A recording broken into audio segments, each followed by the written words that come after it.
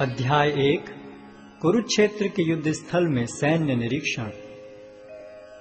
धृतराष्ट्र ने कहा, हे संजय, धर्मभूमि कुरुक्षेत्र में युद्ध की इच्छा से एकत्र हुए मेरे तथा पांडु के पुत्रों ने क्या किया? संजय ने कहा, हे राजन, पांडु पुत्रों द्वारा सेना की व्यूह रचना देखकर राजा दुर्योधन अपने गुरु के पास गया और उसने ये शब्द कहे, हे आचार्य, पांडु पुत्रों की विशाल सेना को देखें, जिसे आपके बुद्धिमान शिष्य द्रुपद के पुत्र ने इतने कौशल से व्यवस्थित किया है।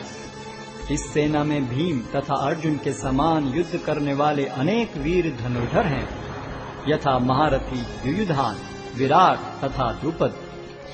इनके साथ ही धृष्टकेतु, चेकितान, काशीराज, पुरुजित, कुंतीभोज तथा शैब्य जैसे महान शक्तिशाली योद्धा भी हैं। पराक्रमी युधामन्यु, अत्यंत शक्तिशाली उत्तमौजा, सुभद्रा का पुत्र तथा द्रौपदी के पुत्र, ये सभी महारथी हैं।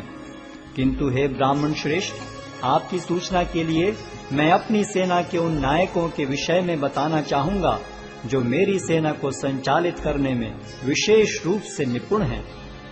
मेरी सेना में स्वयं आप, भीष्म, कर्ण, कृपाचार्य, अश्वत्थामा, विकर्ण तथा सोमदत्त का पुत्र भूरिश्रवा आदि हैं, जो युद्ध में सदैव विजयी रहे हैं।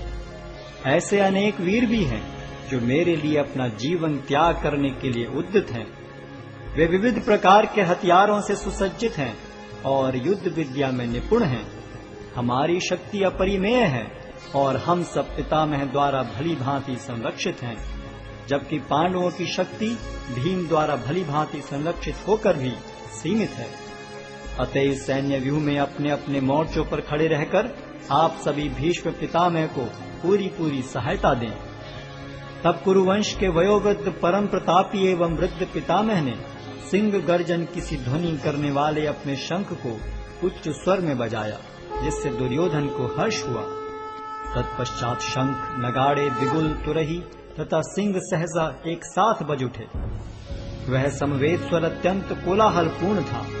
दूसरी ओर से श्वेत घोड़ों द्वारा खींचे जाने वाले विशाल रथ पर आसीन कृष्ण तथा अर्जुन ने अपने अपने दिव्य शंख बजाए। भगवान कृष्ण ने अपना पांचजन्य शंख बजाया, अर्जुन ने देवदत्त शंख तथा अति भौजी एवं अति मानवीय कार्य करने वाले भीम ने पौंड्र नामक भयंकर शंख बजाया। हे राजन, कुंती पुत्र राजा युधिष्ठिर ने अपना अनंत विजय नामक शंख बजाया तथा नकुल और सहदेव ने सुघोष एवं मणिपुष्पक शंख बजाए।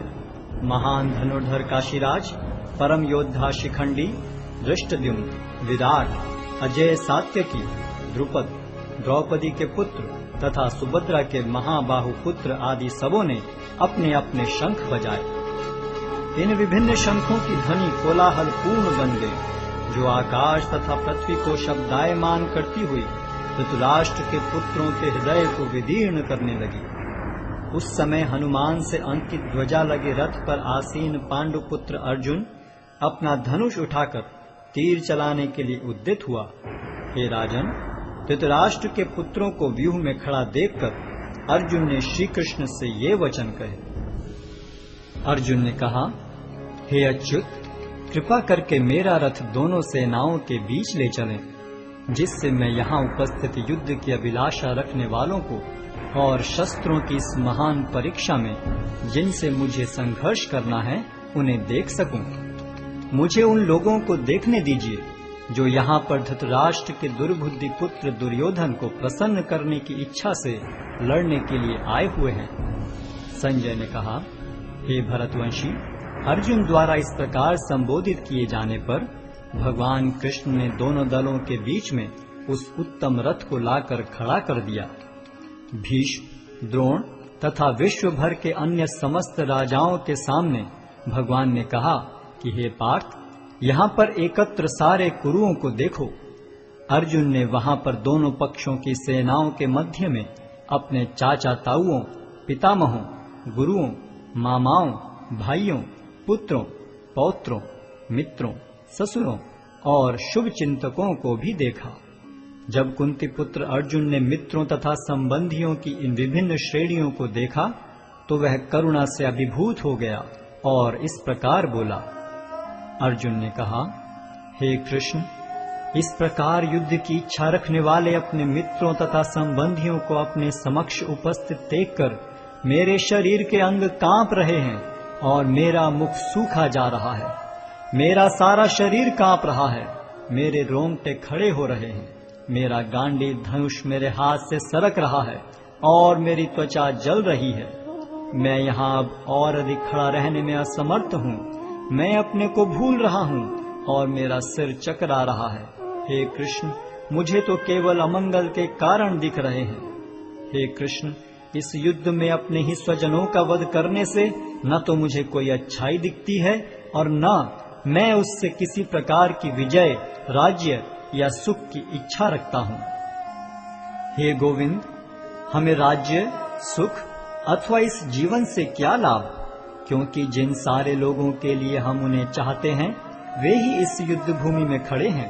हे मधुसूदन, जब गुरुजन, पितृगण, पुत्रगण, पितामह, मामा, ससुर, पौत्रगण, साले तथा अन्य सारे संबंधी अपना अपना धन एवं प्राण देने के लिए तत्पर हैं और मेरे समक्ष खड़े हैं, तो फिर मैं इन सब को क्यों मारना चाहूंगा, भले ही वे मुझे क्यों न मार डालें।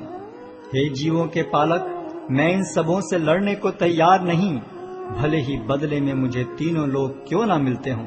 इस पृथ्वी की तो बात ही छोड़ दें।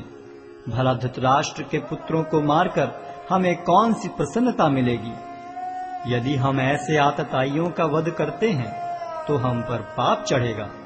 अतः यह उचित नहीं होगा कि हम धृतराष्ट्र के पुत्रों तथा उनके मित्रों का वध करें।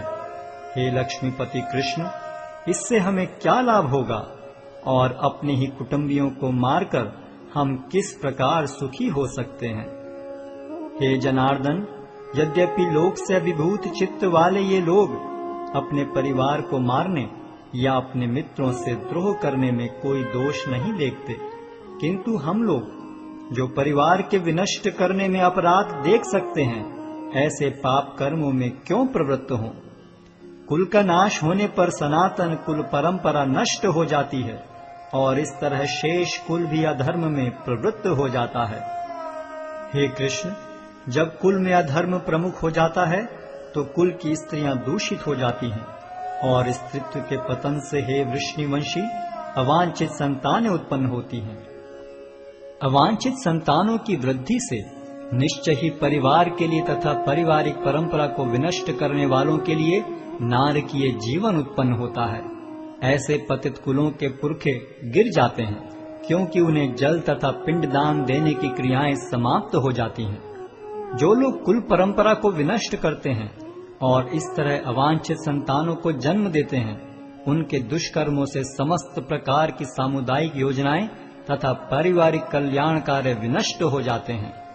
हे प्रजापालक कृष्ण, मैंने गुरु परंपरा से सुना है कि जो लोग कुल धर्म का विनाश करते हैं वे सदैव नरक में वास करते हैं। ओहो, कितने आश्चर्य की बात है कि हम सब जघन्य पाप कर्म करने के लिए उद्यत हो रहे हैं।